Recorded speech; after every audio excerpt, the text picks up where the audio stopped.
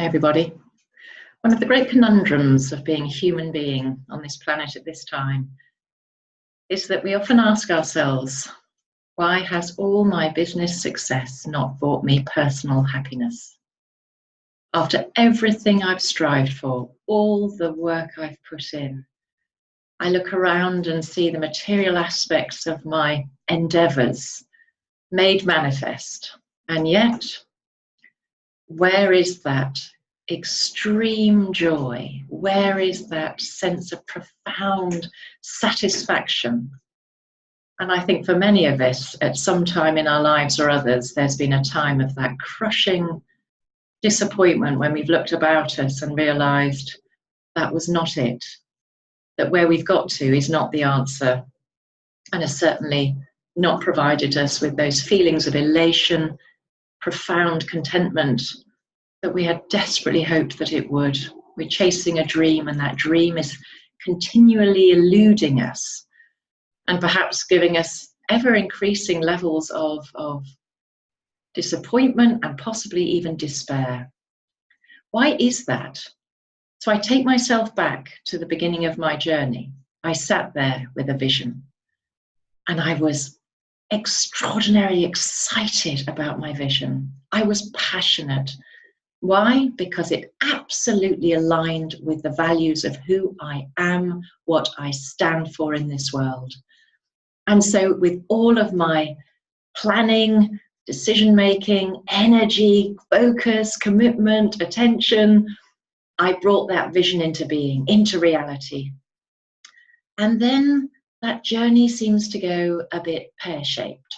And I find that I'm moving ever more away from that original vision, that original alignment that inflamed my heart with a passion. And as I get further away from that, the levels of satisfaction, the levels of reward seem not to resonate with the same degree as my early successes. And perhaps when I've reached my peak performance in business, that's when I feel most disconnected, most estranged from the person that I am, that the reason why I'm here. And maybe that's why I feel such a crushing sense of disappointment when it all appears to have been for nothing.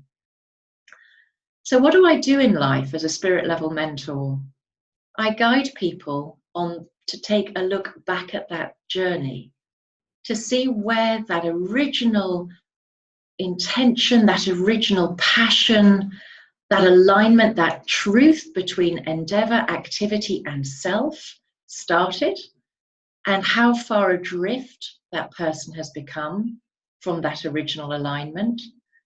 And then together we look at ways as to how that person can either reconnect with that vision, that passion, that flame, and rekindle it, or actually whether they've drifted so far from their true north that a really bold decision might be in order, where you actually accept that there is no way back, there is only a new way forward, and that might look very different from the path that they have hitherto trodden.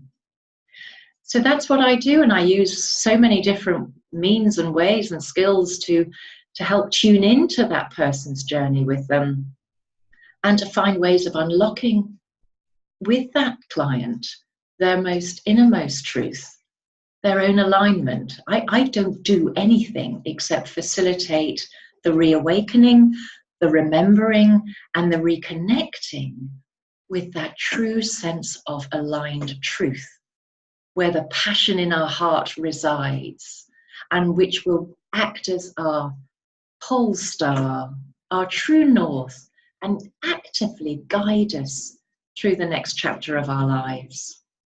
So as ever, glasses on, I reached for my oracle cards to see what guidance there was.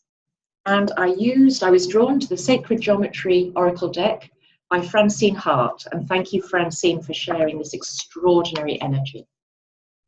Sacred geometry, too difficult to explain now. I wouldn't want to detract from this message. Suffice to say that everything in the universe is made from sacred geometry. And the card that presented itself in the pack was number 15, square. And this is what the book said. The foundation on what you have relied upon seems to be crumbling beneath your feet. The stability you have become accustomed to has been removed and you are feeling vulnerable. Act intentionally toward resolving the situation. This is a time to be proactive, not passive. And the earth shape equates to the male aspect of ourselves. The square represents earthly substance, matter and security.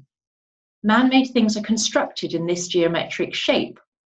4 equal sides are solid, firm and stable.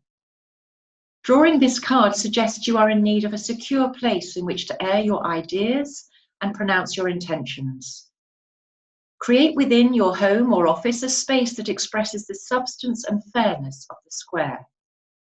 One simple way to do this is to honor your connectedness to the earth by invoking the 4 directions. Feel the solidity of your earthly home and unconditional love emanating from this magnificent planet through your connection.